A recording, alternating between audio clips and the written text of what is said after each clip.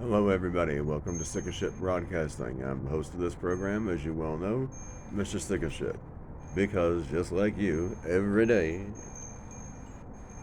I'm more sick of the shit than I was the day before. Here and around the world, because what's going on in other countries is likely, unfortunately, coming here. 15-minute cities. God, I hate this. They use Oh my God. They say that they're trying to just control traffic, less traffic, make it safer for people to drive, decreasing speed limits to 20 miles per hour. That's slow. Depending on the mood I'm in, I might not feel like driving more than 20 miles per hour, but sometimes I do. At any rate, these people are smart. They learned during COVID what to use. Moral superiority. Don't risk killing your grandma by going anywhere near her or going to the grocery store because you might kill old people. Yeah, right. At any rate, they're claiming that this is for traffic control in Oxford, England, and likely other places that they're doing it too, but I know about Oxford. I would suggest listening to Off Grid with Doug and Stacy. It's very, very informative.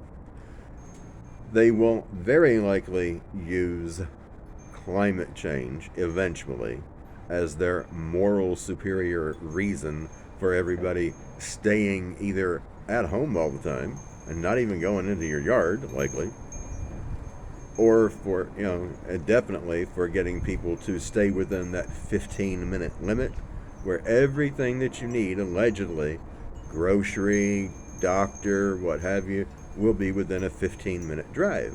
And if you go outside of that 15-minute zone, then you're going to have to get a permit. And if you go outside of it more than 100 times a year, you're going to get fined X amount of money. Don't think this stuff isn't coming here, because it likely is. Also, I want to mention, although as I have stated in the past, I can't mention what gas station chain I work for, but I am going to tell you, I have seen over the last couple of months a gradual decline in sales. At this point, there is a dramatic decline in sales, which I think could have something to do with the fact that our trucks are very late. I'm talking like several days late. And when we get them, we get a lot less every time we get a truck than we did the time before. I mean, it's substantially less every single time. At this point, we don't have any hot food to serve anybody. We always run out of our best-selling cigarette brands. I mean, and I got a feeling, could be wrong, but I got a feeling if this is happening at one location, it's likely happening at others. It's happening likely in other companies as well. So expect, when you go into a lot of places, you're not going to be able to find what you want, maybe what you need.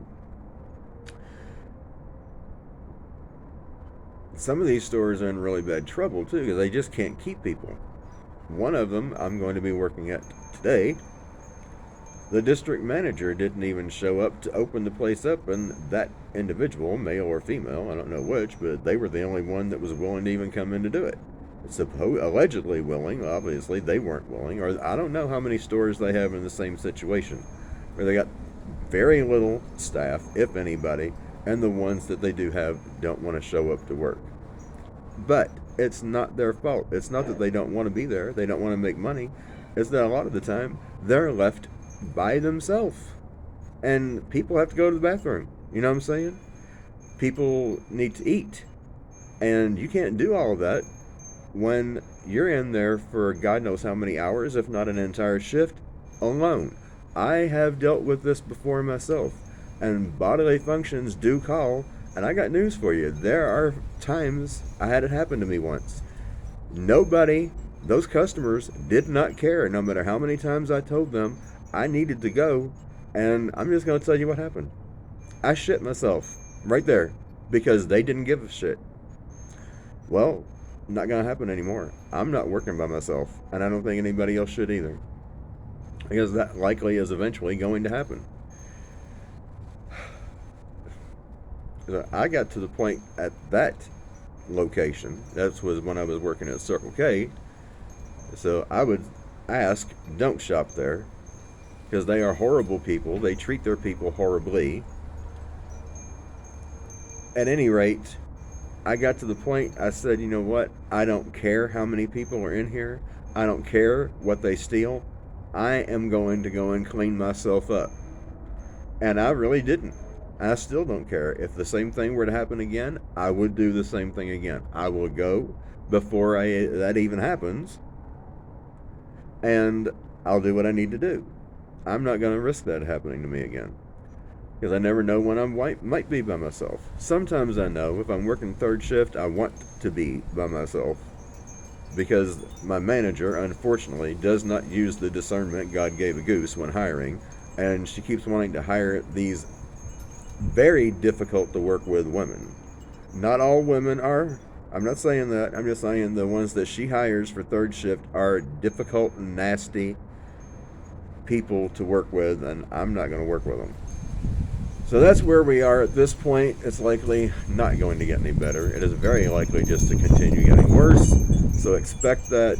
Hold on to God. Put your trust and faith only in Him, because as I always tell you, when the chips fall, He's going to be the only one that can help you pick them up and put them where they belong. Till next time, Mr. Sick of Shit, signing out.